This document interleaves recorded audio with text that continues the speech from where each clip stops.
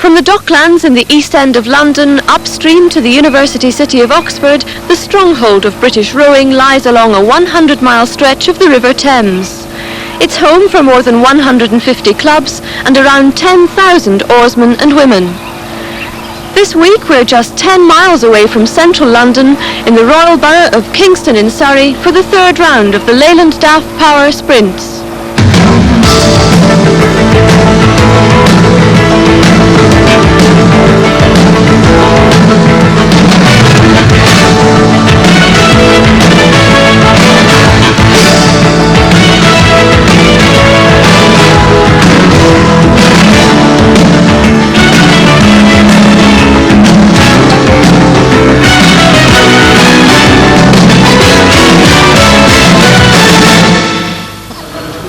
Welcome to Kingston Rowing Club.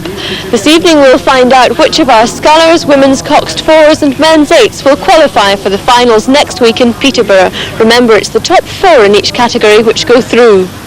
A strong field here today, including two of last year's champions, Tideway Scullers 4 and University of London's 8, both hoping to defend those titles. But with around 300 rowers joining in the challenge, the competition is bound to be tough. Well, tough is a bit of an understatement for our Channel 4 challenge on the concept ergometer. Like the rowing, this competition reaches its final next week, so we'll be looking for two places here in the final at Peterborough next week. Plus we'll have a roundup of the competitors from around the country who have filled the wildcard spots. Well, joining us once again is Dan Topolsky. Dan, you've rowed on the river for more than 30 years. You've coached two Olympic teams here. You must have a pretty good idea of the strength of the field today. What about the two defending champions in particular? Well, in the women's fours, Tideway Scullers were the champions last year, and they look pretty good again this year. But Kingston, who in the final, if you remember, they hit the boys and stopped rowing, and they were well clear and the fastest crew. They actually didn't make it, but this year they're out to try and avenge that defeat. Do you think we'll see them retaining their titles? It's going to be close because the Lee are better. I think a lot of people are really charged up for this event this year, which is very good. And then in the eights, the University of London were clear winners last year. They are again looking very good, but they've just reorganised their crew, and I think the Tideway Scullers might well be pushing them hard. As usual, the crews race in pairs against the clock, and it's the 6 fastest boats in each category that will go through to the row-offs later on. Well, one man who knows this stretch of water almost as well as most of us know our own back gardens is Olympic champion Steve Redgrave. Steve, you know this stretch of the river well. That's right, yeah. Andy and I, my partner in the pair, we do most of our Olympic training down here on this stretch of the water. It's very nice. We've got 4.5 miles from lock to lock. It's a very nice stretch of water. Well, conditions today for people like you look pretty perfect, are they? We've had some very changeable weather the last couple of days. We had nice sunny weather yesterday, and this morning it poured down with rain. But it's starting to brighten up again now. It's brought some of the pleasure cruisers out, which is making it a little bit bouncy for the scullers. But overall, I think the crews are really going to enjoy the water today, and I'm expecting some very fast times. Well, quite a crowd has flocked down to the Thames on what's turning out to be a really fine day to see these top oarsmen in action. We're going to start with the men's eights, and this is heat number 3 between Oriel College and Kingston. There's Oriel College from Oxford in yellow. Yes, that's Tony Ward there and Peter Gish at stroke, who were in the Oxford boat against Cambridge in the boat race. And in blue, the host club Kingston. They've got 3 internationals in their boat. And this is Oriel College getting off. They're the fastest Oxford College crew. And they're rowing in an German-made Empacker plastic boat. Kingston, the local crew on this side, are using an Ailings boat, also plastic-made. And it looks as if Oriel on the far side have just got away. You can see Kingston are using these lightweight American-made oars, which are quite hard to control, but give a very good, hard stroke in the water. Braidwork not too good yet. There's the check time, very fast indeed. Over a second faster than the previous best. Oriel College on the far side are moving very well. They've got about a half a length now, and they're getting very good swing back off the catch there. Best time so far by Sons of the Thames, and Oriel College have shattered it by over 2 seconds, and a second and a half behind come Kingston. But a fine row from Oriel College. Paul Wensley and that crew and international will be very unhappy about that. And after heat 4, Oriel College's time still stands as the best so far. Kingston have to wait to see if the 4 crews still to come push them out of the row-offs. Now on to heat number 5 between Thames Tradesmen and Tideway Scullers. There are the tradesmen in yellow, and a big task in front of them, the Scullers here in blue. Very experienced crew here. Internationals, all but one internationals. There's Richard Budgett in the middle, the gold medalist from Los Angeles in the Olympics. It'll be hard to beat. On the near side then, it's Tideway Scullers. Getting off with long solid strokes there, and then they'll start to wind it up as they get up to their stride. And they are winding it up now to 48 strokes a minute. That's Robert Black there for Thames Tradesmen, stroking that Thames Tradesmen crew, but they're not daunted by the task, they're moving well. That's Tideway Scullers with red and yellow blades. You can see the power in the middle of the stroke there as they draw back to the finish. Coming up to the check time, Oriel's time on the left, and it's half a second quicker, very fast, and it's the Scullers in front. But look at Thames Tradesmen, unfancied crew, but they're well up there on the outside, and Scullers have only got about a canvas, which is 6 feet. Tideway Scullers are rowing at 40 strokes a minute. In the stroke seat, that's John Beattie, 3 times a bronze medalist at World Championship level. But their blade work is very good, they're moving very well together. But look at Thames Tradesmen, what a good effort from them. What a fight back. Oriel's time to beat, 1:10.92, and they've shattered it by 2 seconds. Tradesmen half a second just over in second place, but a magnificent row from the Tideway Scullers. And what a good row too, really, from Thames Tradesmen. They're on the far side. They weren't phased out at all by this Tideway Scullers crew, and they raced them all the way to the line. It was a great, great show against such an experienced crew. And it's a row that must have delighted Richard Budgett in the Scullers crew. It was quite a good race, and we're hoping for even better things in the actual final. Richard, you must be one of the most experienced rowers here. You've got a gold medal from the Los Angeles Olympics, but you're the only one of that men's coxed 4 that isn't taking part in Seoul. Why's that? Well, it's because I'm a doctor, and I gave up a year before I started working full-time to do the Olympics, and really it's very difficult to do medical studies and work at the same time as rowing full-time, because now you can't be an amateur, you've got to be a professional, and you've got to approach it full-time, and there's no shortcut really. The final heat of the men's 8s between Cambridge 99 and the University of London. There's the club crew from Cambridge, and up against them the defending champions from last year, the University of London, who've just flown back from a regatta at Ghent in Belgium overnight to defend their title. So a massive task for Cambridge 99 up against this talented crew.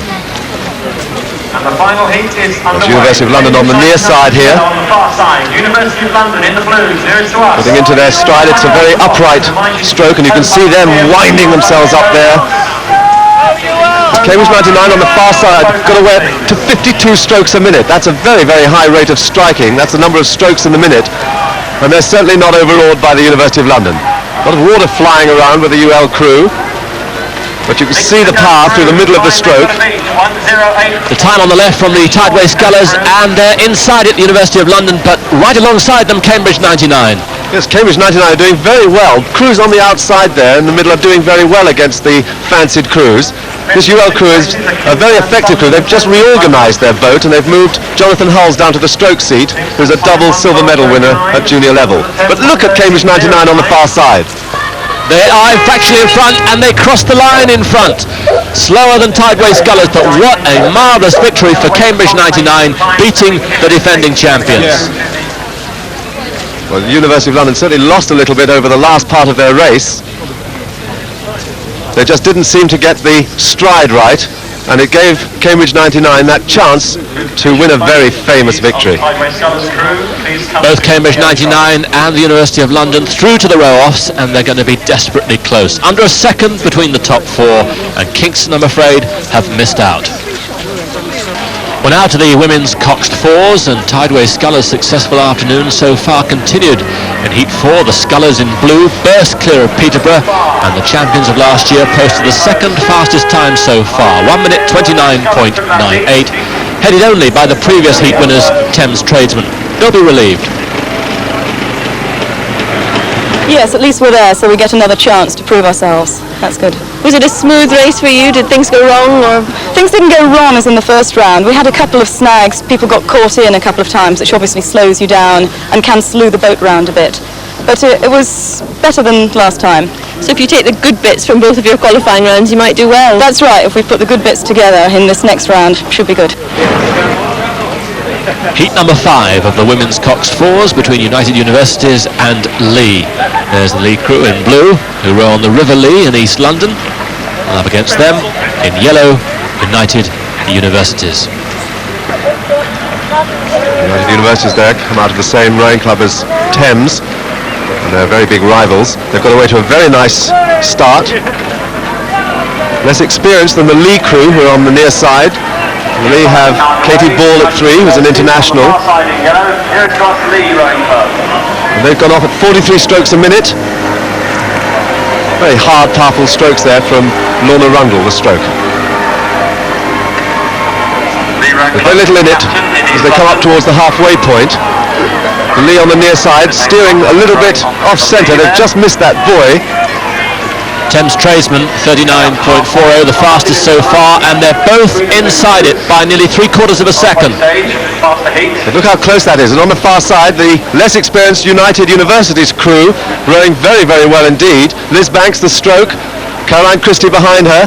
Well, this looks neck and neck. And very little in it there.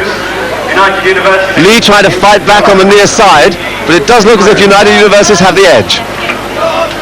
It's Lorna Rundle taking a quick look across. She's well backed up by the other girls in the boat and got a good long hard finish. But United Universities on the far side just edging ahead, and they've got about a quarter of a length. 1:29.02. Into the last 50 metres, and United Universities moving further in front. Thames Tradesmen's time on the left, the time to beat, and they're going to be comfortably inside it. Indeed they are, by nearly 2 seconds, and Lee inside it as well. Have to wait for the umpire's decision on that. Well, Lee came second, but they should qualify on time because it was a fast race. With one heat to go, United Universities and Lee safely through to the row-offs with the Tradesmen and Scullers, but Peterborough's hopes of reaching the row-offs look forlorn. There are 2 really fine crews still to go. And here they are in the final heat of the Coxed Fours, Thames and Kingston. There are Thames in yellow, who share the same boathouse as United Universities at Putney Bridge. Up against them, Kingston, who in last year's final hit 2 buoys when the overwhelming favourites. And it's Kingston on this side, going off at a very high rate of strike, 52 strokes a minute off the start there. It looks very upright and panicky, and blades waving around a lot. They're an experienced crew, 4 internationals, so they really ought to be able to stretch out now and power through. But Thames there, on a lower rate of striking, 38 strokes a minute, look much more solid and much more steady. That's Kingston with a very upright, very hurried style. Still at, and rolling around badly. Belinda Holmes at stroke, still at 48 strokes a minute. Coming to the check time, United Universities the fastest so far, and they're outside of it and practically together. And look at Thames, they've got about a 6-foot lead, and they're opening it up with every stroke.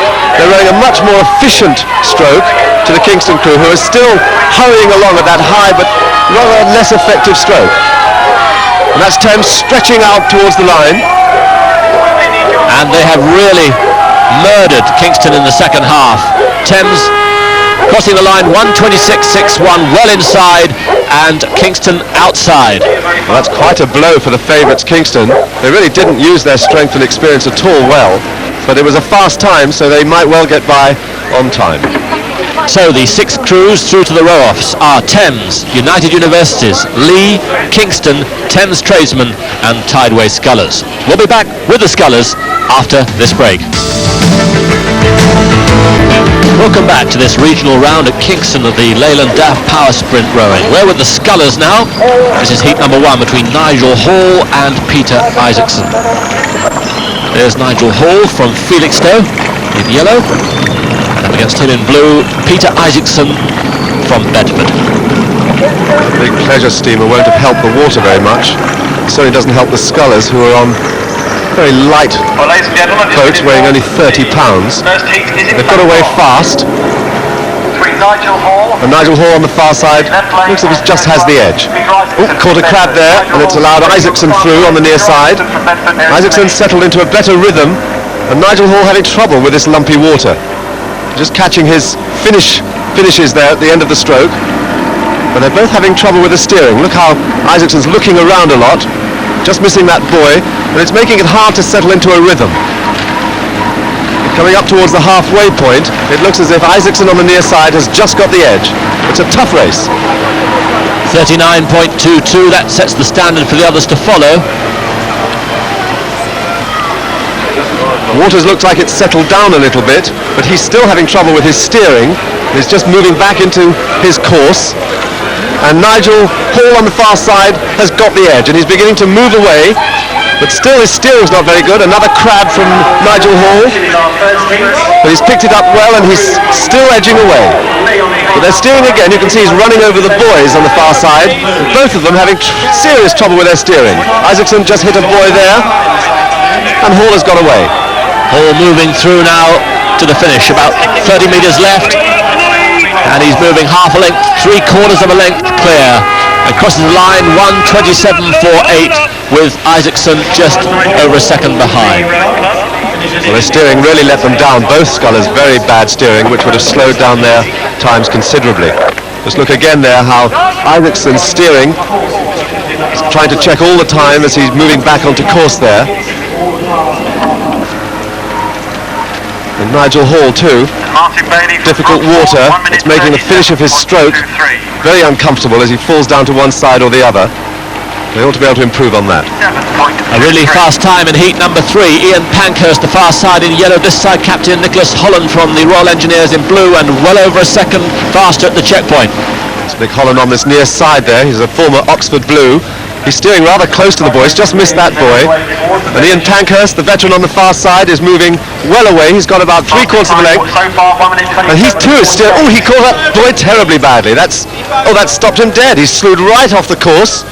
Nick Holland's got through these last few strokes as they come up to the line, and Nick Holland caught a buoy too. That was a terrible finish. Both of the Scullers drifting across the line there. And I'm afraid both well slower than the previous best. Well, it's a bit upsetting, you know. Don't go in for many events these days, and when that happens, it's a bit, it's a bit much, really. It's my own fault, you know. Can't put it down to luck, just bad steering. Is that the problem with sprint rowing, is in that there is no room for error? Well, you just put your head down and go and hope you go straight, but that time I didn't quite, so there we go. And on the stake boat there, one of the best-known names in British rowing, Tim Crooks of Kingston, the favourite to win this year's event. And that powerful and accurate start destroyed his opponent Geoffrey Edgar of the Nat West Bank. Tim Crooks, winner of the Diamond Sculls at Henley, 4th in the single sculls in the World Championships in '77, qualifies by far the fastest so far. But how would he compare these days with the great name at the moment, Steve Redgrave?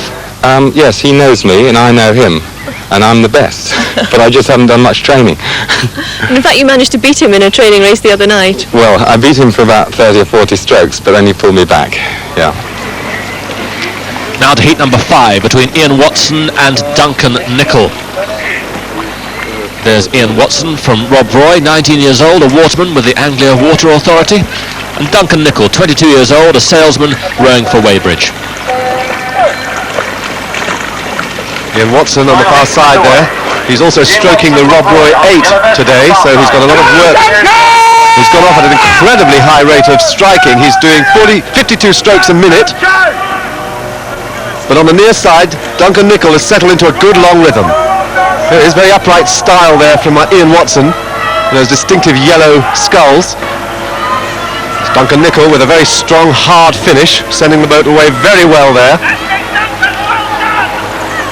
And they've gone off at an incredibly fast pace. Crooks' time on the left at the check, and they're well inside it. Over a second inside Crooks' halfway time. On the near side, it looks as if Duncan Nicol has grabbed about a half a length. He's got that long lie back, which gets a good driving finish. But Ian Watson on the far side there, he's fighting back. He's fighting back well, still with a very high rate of striking, but he's pulling back as they come into the last 10 strokes of the race. It looks as if it's Nicol just in front. as they cross the line. 1:25.42, and amazingly they're both inside Tim Crook's time. They should be pleased with that. Duncan Nicol, yes, particularly pleased. Yes, Nicol and Watson qualify for the row-offs in the first two places. Then along with Tim Crooks, there's Nigel Hall, Peter Isaacson and Nicholas Holland.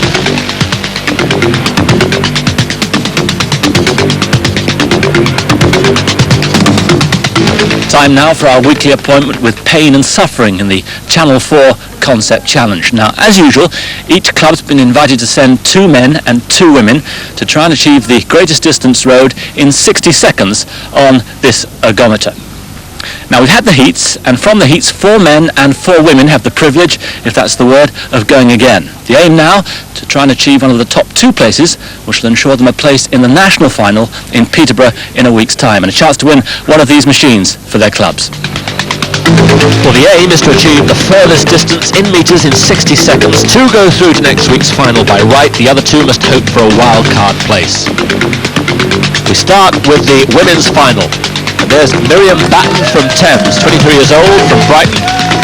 There's her sister, 20-year-old Gwyn Batten, rowing for United Universities. Then we've got Karine Marwick from Tideway Scullers, a medical student, 26 years old. And there, from Worcester, Fiona Shapcott.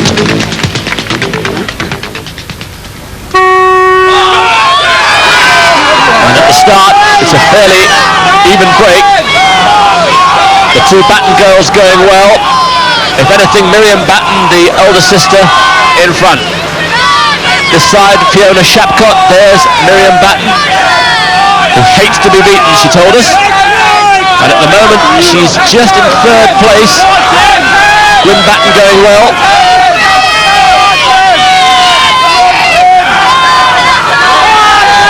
Karine Marwick, who qualified in 2nd place.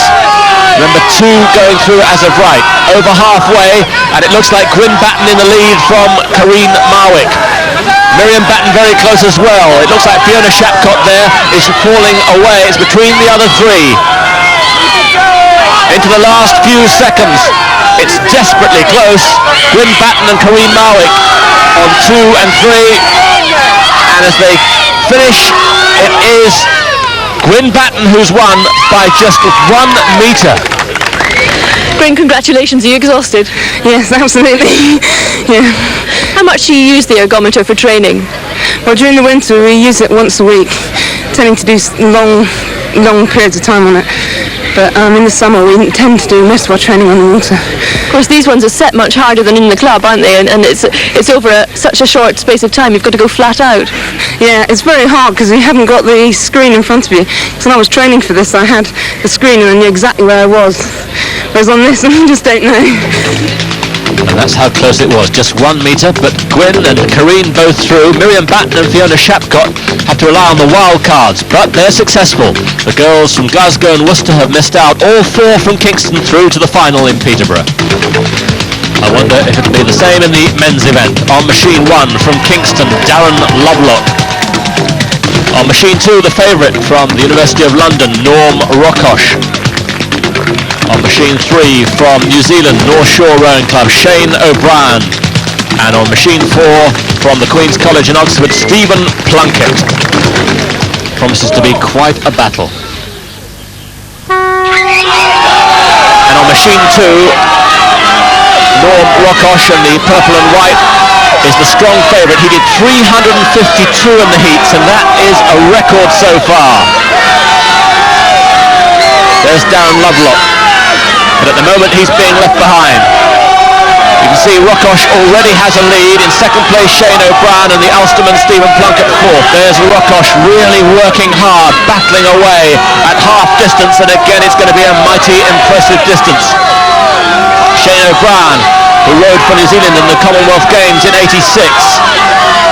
On this side, Stephen Plunkett, the heaviest man ever to row in the boat race, who hasn't rowed for 15 years. The countdown now, and it's Rockosh in the lead. Plunkett battling away but beginning to fade. Into the last 10 seconds, and Rockosh has a healthy lead. O'Brien's trying to stay with him, but unsuccessfully, and Rockosh it is who wins by some 8 metres. A fantastic performance, 2nd effort. Norm, congratulations. Are you surprised you've done so well? I am, especially against competitions like my friend from New Zealand. He's very, very good, and I'm really pleased that I made it to the final and did so well here. We've been training mostly on the water, so I haven't had an opportunity to work with the ergometer that much. But I guess the training on the water was enough to pull me through in this race. It'd be great to win an ergometer for your club, though. Are you going to put in some intensive training before Peterborough? Well, that is the plan. Unfortunately, we're training a lot on the water, but whenever I can, I'll be trying to get onto the ergometer.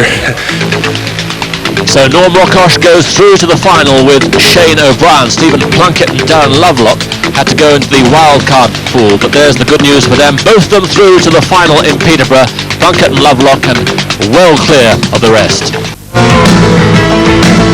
Welcome back to Kingston, where this final regional round of the Leyland DAF Power Sprint moves into the row-offs. In the first Scullers Row-off, Nicholas Holland of the Royal Engineers in yellow set the standard, beating 18-year-old Peter Isaacson from Bedford. But Holland's time may still not be good enough to get one of the first 4 places, which will ensure him a spot in next week's national final at Peterborough. Row-off number 2 between Nigel Hall and Tim Crooks.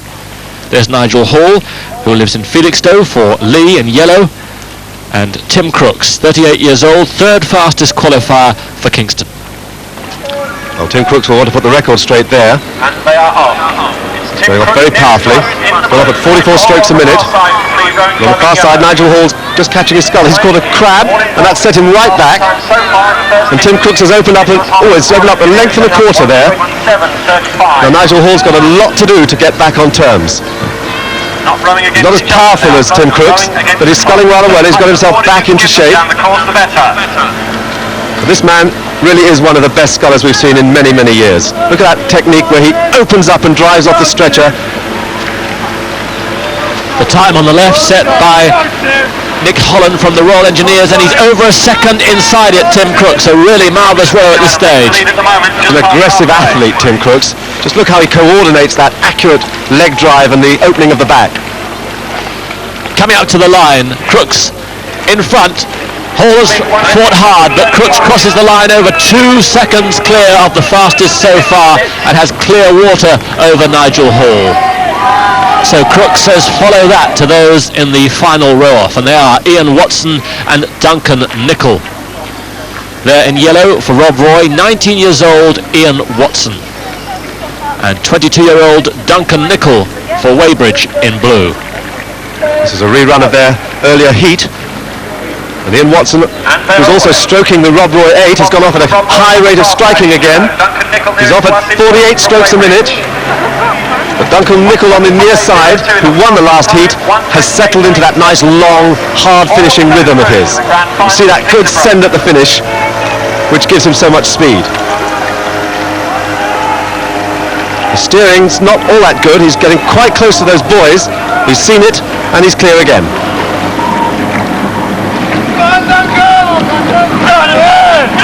But these two really responding to Crooks' time, and at the halfway point, Nicol in front and faster than Crooks.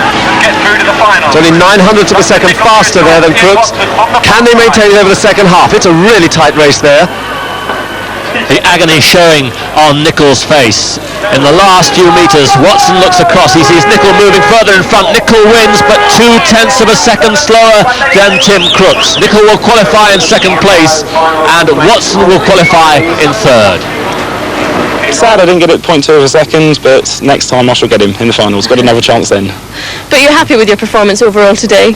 Yes, the first race wasn't that good, but the second 2 races went really well. I won both the races, so it's pleasing. Next time when I race actually against him, I'll try and beat him. So Tim Crooks, the fastest qualifier, also through Duncan Nicol and Ian Watson, together with Nigel Hall. Nicholas Holland just misses out, but he has qualified as a wild card, together with Peter Isaacson and also Mike Horrocks from the Worcester Regional. The women's coxed fours. Here's the first row-off between Tideway Scullers and Thames Tradesmen. They're the Scullers, the champions last year in yellow, 6th fastest qualifiers, up against the 5th fastest in blue, Thames Tradesmen. Tideway Scullers there on the far side, a completely new crew from last year. They got off well. And Thames Tradesmen too, both crews off at 44 strokes a minute. And stroke for stroke. There's very little in it at this stage. Tideway Scullers crew are quite experienced. There's some strong people. In the bow seat is Colleen Marwick, who came second on the Ergometer earlier on today, and at 3, Louise Rockosh is the wife of the men's champion. And there's Thames tradesman. Martha Plessis is an American. She sets down a very aggressive rhythm for the girls behind her. Coming up to the check time, 38.58, and that compares very favourably with those in the heats. There's Thames tradesman getting back on terms because the Scullers on the far side have just got the edge. They've got about a half a length there. Moving very strongly in the middle of the stroke there. Coming up to the line, and the time for the Scullers, 1:26.25, much faster than anything in the heats, and the tradesmen nearly 3 seconds behind them. So Tideway Scullers really stamping their authority there. Row-off number 2 between Lee and Kingston. Now here are the Kingston crew, who had an awful time in their heat, 4th fastest qualifiers, up against them the 3rd fastest in blue with the orange shirts, Lee. Just 0.3 of a second separating these two boats. That's Kingston on the far side. They've gone off at 51 strokes a minute. That's very high. I wonder if they'll settle down this time and row like they can. On the near side, it's the Lee settling into a rather better stroke. The Orange Army from the East End. And that's the Kingston crew, Belinda Holmes at stroke, Kate Holroyd, Astrid Ayling and Sam Wensley at bow, with Russell Slatford in the coxswain seat. And for the Lee, it's the lightweight Lorna Rundle at stroke, the international Katie Ball behind her, Anna Hitchcock and Joanne Botterill, with Adam O'Neill coxing the boat. Coming up to the check time, and they're well inside it. Over 3/4 of a second inside. It's very close between Kingston and Lee. Going through the halfway point, it was the lead just up. But these experienced Kingston girls, they look like they've settled into a much better rhythm there, much better stroke. And now they look like the experienced girls they are. But still the Lee fighting, holding on the near side. But it looks like Kingston just beginning to edge ahead. Yes, they've got about a half a canvas, about 4 or 5 feet. But Lorna Rundle there in the stroke seat, she's a very gutsy oarswoman. She's taking a look across and she's really fighting to keep on terms. As they come to the line, it's Kingston by a 1/3 of a length, 1:25.09, over a second quicker than anything before, with Lee nearly a second behind them. Look here at the cohesive power in slow motion of the drive through the middle of the stroke of these former internationals. Just see how well together they finished the strokes. So a mighty impressive time from Kingston. It sets the standard for these two, United Universities and Thames, from the same clubhouse in Putney. United Universities, second fastest qualifiers in yellow, and the fastest this side, Thames in blue. Just 2/3 of a second separating these two crews. Big rivals, but they must remember that they're racing against the clock, not just against each other. United University is on the far side, off at 44 strokes a minute, and settling into a rhythm. There's very little in it at this stage. Ooh, bit of a crab there from United Universities, but they've recovered well. Liz Banks at stroke, settling into a very nice rhythm. Behind her, Caroline Christie, Sarah Bolton, Helen Lang, and Cox, Rachel Roulier. That's Thames with Pat Harkness at stroke, Leslie Bagley, Christine Grant, and Marianne Batten at bow. Coming out to the check time, remember it was Lee that were fastest, and these two are not as fast, although it is desperately close. United University is in the front, on the far side. It looks quite a bit too comfortable, although it looks strong and good, and they are in front. But both crews are around 35, 36 strokes a minute. Coming up to the line, it's Kingston's time to beat. United Universities have turned the tables, but they're nearly a second outside Kingston's time. So that's pretty disappointing for United Universities, but even more so for Thames. Just watch again there how strong that middle part of the stroke is, and see how well they lift off from the catch so well and draw the finish together right through to the end there. It's a good send from the end of the stroke. So the four directly through to the final: Kingston, Lee, United Universities and Tideway Scullers. And the wildcard places, well, they go to Thames, Minerva of Worcester, and Thames Tradesmen are there as well. Liz, well done. You were third overall, and what's even more important is that you beat Thames, your own club, in the final. Yeah, we were very pleased, a bit surprised, I suppose, being the second crew, the underdogs. They perhaps thought they had the edge, but we did it on the day, that's what counts, and we're really happy to have qualified for Peterborough next week. Do you think it's been an advantage rowing on your own ground? I think it's nice actually being down here because all our supporters are down here on the bank and you can hear them cheering for Kingston, so that's nice, and also just knowing the course, you know, knowing the landmarks.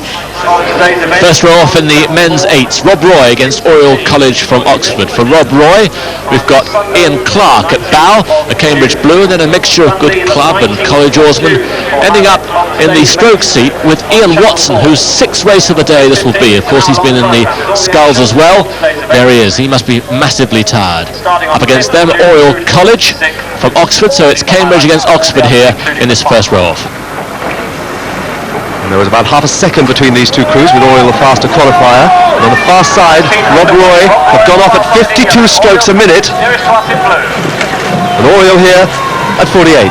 And I wonder what's going through the mind of Ian Watson. It's 5 races so far today. Have you got any energy left for that? I'll find some somewhere, I'm sure. I love it. I can't get enough.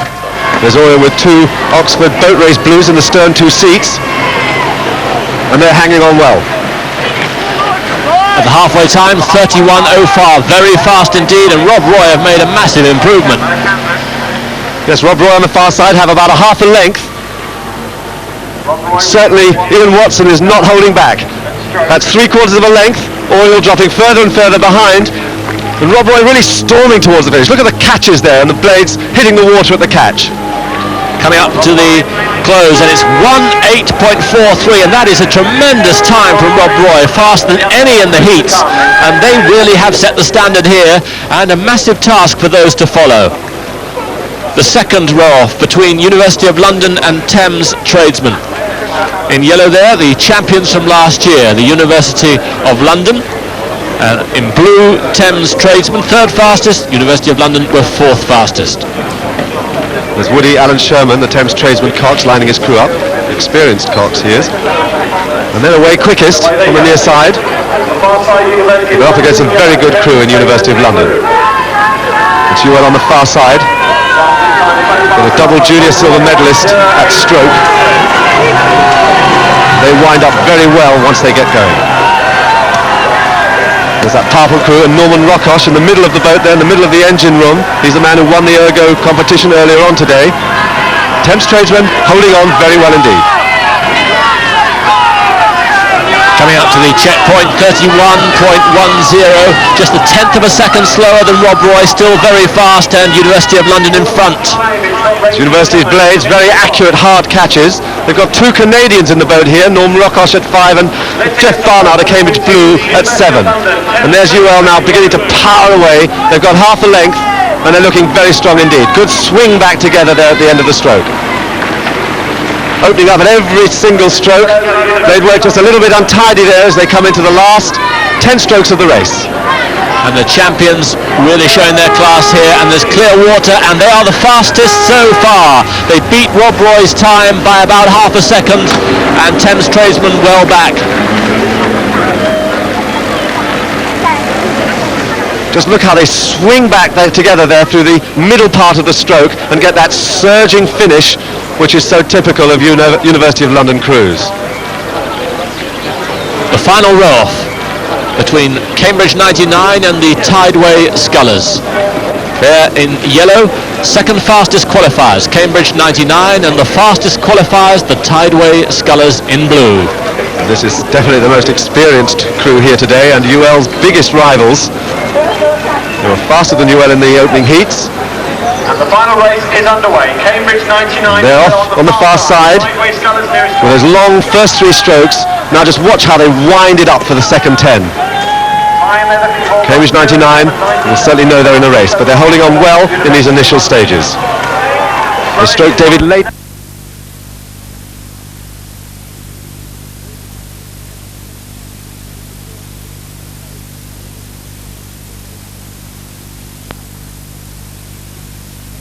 And they are 0.03 of a second faster than anything before. It's desperately close, but it looks like the Scullers just in front. Tideway Scullers on the inside there. John Beattie at stroke, 3 times a bronze medalist. Malcolm McGowan, an Olympic silver medalist, behind him. But look at Cambridge 99, using the advantage of the stream out there in the middle. They've held on all the way. It's a fantastic finish here. Coming up to the finish, and it's the Scullers, but they are not faster than the University of London, so the Scullers will qualify in 3rd place, and it looks like Cambridge 99 qualifying 4th. Well, Tideway Scullers had to work very hard for that one on the slow inside station, but probably improvement to come, so watch them in the finals. So, UL, defending champions, are through to the finals as champions of their region once again. A magnificent performance from Rob Roy, also through Tideway Scullers and Cambridge 99. And both Thames Tradesmen and Oriel College are through with wild cards, together with the plucky youngsters from St Edward's School. Jonathan, congratulations. I know you came here for a win today. You must be thrilled to have got that win. Yeah, well, we didn't have a very good round in the second round, and this time it went quite well, and we're quite pleased. Mark, you said you came here to win a boat at Peterborough. You came all the way back from Belgium last night. It was obviously worth the trip. Yeah, it was worth the trip. It's a new crew, a newly formed crew, and I knew there would be problems today, but they learnt a lot. They rode very well in the final. They'll row better than that when they go up to Peterborough, I'm sure. So, with all of the individual honours decided, just the award for Best Overall Club Performance of the day remains. The winners, Kingston Rowing Club on their home territory. Their captain, Matthew Christie, receiving the Merit Award from Sandy Law, Head of Public Relations at Leyland DAF. And now we know the 15 Scullers, women's 4s and men's 8s who next week will have the chance to win for their clubs one of these top quality racing boats. The women's 4 worth around £5,000, the men's 8s worth even more, far and away the richest prizes in British rowing. But how do they ride on the water? Well, here goes. Join us next week in Peterborough for the finals.